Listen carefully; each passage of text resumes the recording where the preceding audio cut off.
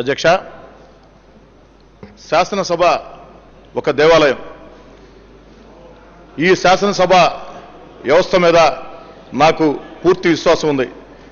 ఈ శాసనసభకి తండ్రి స్థానంలో ఉన్నటువంటి మీ మీద అత్యంత గౌరవం ఉంది. ఈ శాసనసభలో స్వాతంత్రం వచ్చినప్పటి నుంచి ఈ రోజు దాకా ఎంతో మంది త్యాగమూర్తులు శాసనసభకి ఎన్నికయ్యారు. అలాంటి శాసనసభలో నేను అడుగు పెట్టడం నా పూర్వజన్మ సుకృతంగా నేను భావిస్తాను అధ్యక్ష. ఎందుకంటే అధ్యక్ష, నా తండ్రి ఎమ్మెల్యే కాదు, నా తాత మంత్రి కాదు, వందల కోట్ల వేల కోట్ల ఆస్తులుండే కుటుంబానికి వారసత్వం లేదు. కష్టాలు నష్టాలు కన్నీళ్లు ఉండే ఒక సామాన్య మధ్యతరగతి కుటుంబీకుడిని నన్ను ఈరోజు ఎమ్మెల్యేగా నేను ఉన్నానంటే ఆ దేవుడి దయ, రాజశేఖర రెడ్డి గారి ఆత్మాశీస్సులు, మా నాయకుడు జగన్మోహన్ రెడ్డి గారి ఉక్కు సంకల్పం, నెల్లూరు రూరల్ నియోజకవర్గ ప్రజల ప్రోత్సాహంతో ఎమ్మెల్యేగా వచ్చాను అధ్యక్ష. 2,70,000 మంది ఓట్లకి ప్రతినిధిగా వచ్చిన నాకు ఈ రాష్ట్ర శాసనసభలో ప్రజా సమస్యలు చర్చించాలని, వీలైనంత చేతనైనంత ఆ యొక్క ప్రజా సమస్యల పరిష్కారం కోసం కృషి చేయాలని, సభ్యత సంస్కారాలతో ముందుకు సాగాలని, చక్కటి భాష హుందాయిత పదం ఉండాలని చెప్పిన కోరిక తప్ప ఈ యొక్క శాసనసభలో ఎప్పుడూ కూడా నియమ నిబంధనలకి విరుద్ధంగా ఉండాలని ఆకాంక్ష లేదు అధ్యక్ష. మీరు గమనించండి అధ్యక్ష, దాదాపు 10 నెలలైంది శాసనసభ ఎన్నికై. ఈ సమావేశాల దాకా ఏ రోజు కూడా వ్యక్తిగతంగా నేను పోటీ వద్దకు రాలేదు అధ్యక్ష. కానీ గత 4 రోజుల క్రితం ఈ రాష్ట్ర శాసనసభలో కొన్ని సంఘటనలు జరిగాయి అధ్యక్ష.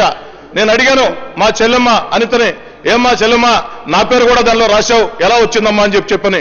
అన్న, మీరు కూడా ఆ రోజు నినాదాలు చేశారని చెప్పడం జరిగింది అధ్యక్ష. నేను ఎక్కడైనా టీవీ చర్చల్లో కానీ, అసెంబ్లీ వెలుపల కానీ, మీడియా పాయింట్లో కానీ ఎక్కడా కూడా అధ్యక్ష ఎవరిని దుర్భాషాడు అలవాటు నాకు లేదు అధ్యక్ష.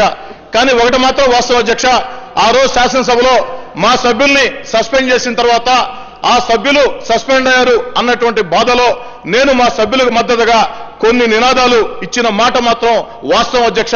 దీంట్లో ఎలాంటి అనుమానం లేదు. చేసిన పని చెప్పలేదు అని చెప్పి అలవాటు కూడా నాకు లేదు అధ్యక్ష. అంతకు మించి ఎక్కడా నేను బయట ఒక మాట మాట్లాడే అధ్యక్ష.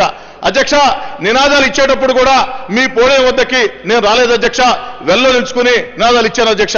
అయితే ఆ నినాదాలు అన్పార్లమెంటరీ పదాలుగా మీ మనసుని బాధ పెట్టి ఉన్నాయి. అందుకే అధ్యక్ష ఆ నినాదాల పట్ల నేను పశ్చాత్తాపం వ్యక్తం చేస్తున్నా. ఆ నినాదాలు నేను చేసిన దానికి మీ మనసు బాధపడి ఉంటే, ఎందుకంటే అధ్యక్ష ఈ శాసనసభకి మీరు తండ్రి లాంటి వాళ్ళు.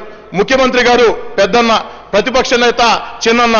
ఆ తండ్రిగా మేమందరం మీ బిడ్డలు కాబట్టే మేము ఆ యొక్క సందర్భంలో మానసిక భావోద్వేగాలతో మా శాసనసభ్యుల్ని సస్పెండ్ చేశారు అన్నటువంటి బాధతో జగన్మోహన్ రెడ్డి గారికి ఈ రాష్ట్ర శాసనసభలో ప్రజా సమస్యలను ప్రస్తావించేదానికి సమయం రావటం లేదు, అధికార పక్షం అడ్డుకుంటుంది అన్న ఆవేదనలో అనేక సార్లుగా ఈ రాష్ట్ర శాసనసభలో దివంగత మహానేత, ఈ సభలో లేని వ్యక్తి రాజశేఖర రెడ్డి గారి పేరు అడుగడుగునా ప్రస్తావనకు వస్తుంది అన్న ఆవేదనలో మేము మాట్లాడిన మాటల పట్ల, నినాదాల అధ్యక్ష, ఆ నినాదాల పట్ల నేను పశ్చాత్తాపం వ్యక్తం చేస్తున్నా.